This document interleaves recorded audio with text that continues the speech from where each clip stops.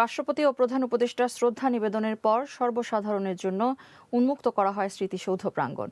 বিনম্র শ্রদ্ধায় জাতির সূর্য সন্তানদের স্মরণ করে বিভিন্ন রাজনৈতিক নেতৃবৃন্দ সহ সর্বস্তরের জনতা।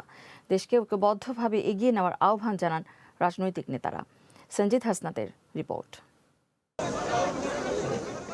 বিজয়ের ৫৪ বছর পেরিয়ে ৫৫তম বছরে পদার্পণ করল বাংলাদেশ। দিবসের প্রথম প্রহরে রাষ্ট্রপতি ও প্রধান উপদেষ্টার শ্রদ্ধা নিবেদনের পর সর্বসাধারণের জন্য উন্মুক্ত করা হয় স্মৃতিসৌধ প্রাঙ্গণ। বীর শহীদদের প্রতি শ্রদ্ধা জানাতে সাভারের জাতীয় স্মৃতিসৌধে নামে সর্বস্তরের মানুষের ঢল।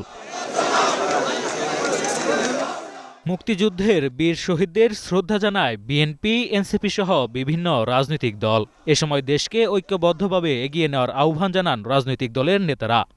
অনেক আশা আকাঙ্ক্ষা, মানুষের অনেক গণমানুষের চিন্তা ভাবনা সব কিছুকে মাথায় নিয়ে আজকে এই বিজয় দিবস এবং সামনে নির্বাচনের প্রাক্কালে এই ধরনের বিজয় দিবস আমরা কখনো আগে পাইনি।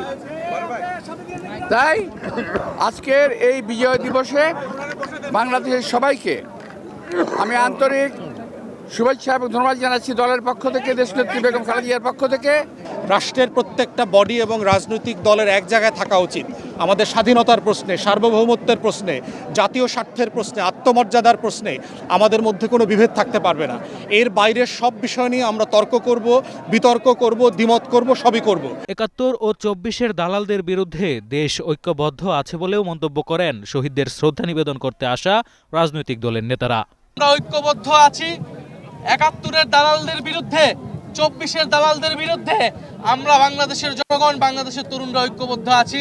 সামনের বাংলাদেশ আমাদের বিজয় আসবে। বিএনপি, গণ অধিকার পরিষদ, জামাত ইসলাম, এনসিপি সহ বাংলাদেশের প্রত্যেকটা গণতান্ত্রিক শক্তি যে আপনারা একতাবদ্ধ থাকেন। আজকে আমরা বিভাজিত হয়ে পড়েছি, যে কারণে কিন্তু আওয়ামী লীগ এই সুযোগটা পাচ্ছে। সুতরাং এখন সময় এসেছে, এই বিজয়ের দিনে আসুন আমরা সবাই শপথ নিই যে আমরা এক থাকব, একতাবদ্ধ থাকব। বিভিন্ন সংগঠন, স্কুল কলেজের শিক্ষার্থী, মুক্তিযোদ্ধা ও মুক্তিযোদ্ধার পরিবারের সদস্যরা শ্রদ্ধা জানান বীর সন্তানদের। ফুলে ফুলে ভরে ওঠে স্মৃতিসৌধের বেদি। ডিসেম্বরের কুয়াশা মোড়ানো এক ভোরে বাংলার আকাশে উদিত হয়েছিল স্বাধীনতার নতুন সূর্য। উড্ডয়ন হয়েছিল লাল সবুজ পতাকা। এই দিনটি মানুষের কাছে যেমন চিরস্মরণীয়, তেমনি স্বজনহারা বেদনার।